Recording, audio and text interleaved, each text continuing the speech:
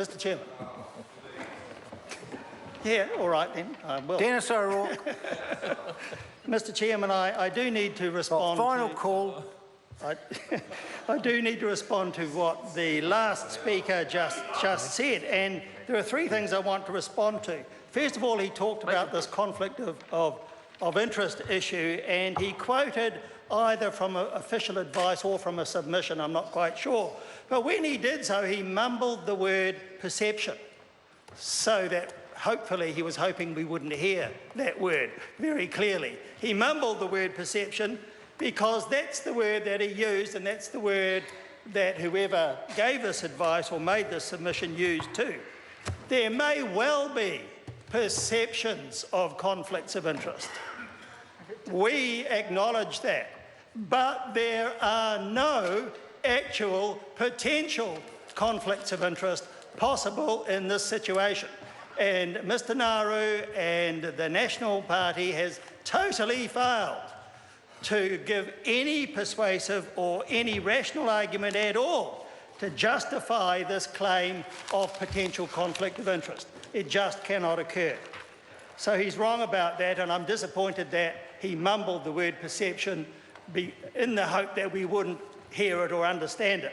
But that's all it could ever be, and that's not a good enough reason for legislation of this kind. The other point he made was about workload. He's trying to tell me that a person can only handle one board membership in Auckland because Auckland is such a big, important and busy city. Well, Mr. Chairman, I have been a member of a community board in Christchurch for 15 years. 15 years. And at the same time, Mr. Chairman, I was a member of the City Council for 15 years. And at the same time, Mr. Chairman, I was a director of 3 companies for several years. And the list goes on. So how can it be that people in Christchurch can handle these workloads satisfactorily, but Aucklanders can only handle one little board? Even Aucklanders should be able to do better than that, Mr. Chairman. Even Aucklanders should be able to do better than that. The workload issue, the workload claim as an argument is utter nonsense, and everyone in this House who is honest about it knows it. Final comment, Mr. Chairman, is this. Mr. Nauru said about letting the people choose. He said no to that. That's what his argument is. He actually said, no, don't let the people choose. Don't let them have that freedom. And the justification he gave for that was that there needed to be greater representation. Well, that is exactly what the people are deciding, what the representation will be.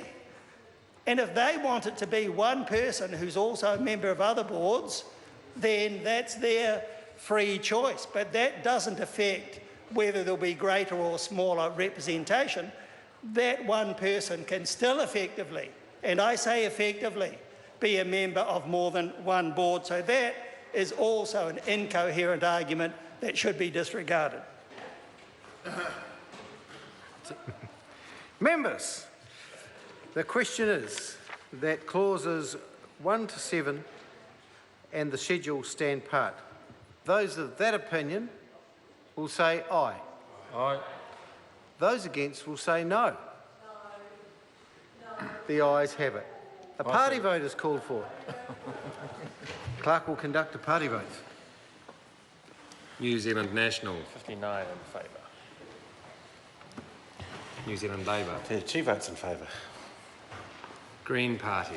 14 votes in favour. New Zealand First. 12 votes opposed. Māori Party. 2 in favour. ACT New Zealand. 1 in favour. United Future. 1 in favour.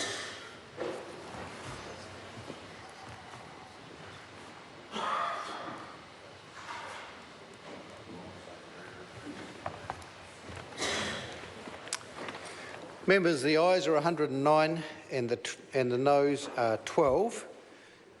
The motion is agreed to. I will report this bill with amendment. Without amendment. Sorry, without amendment.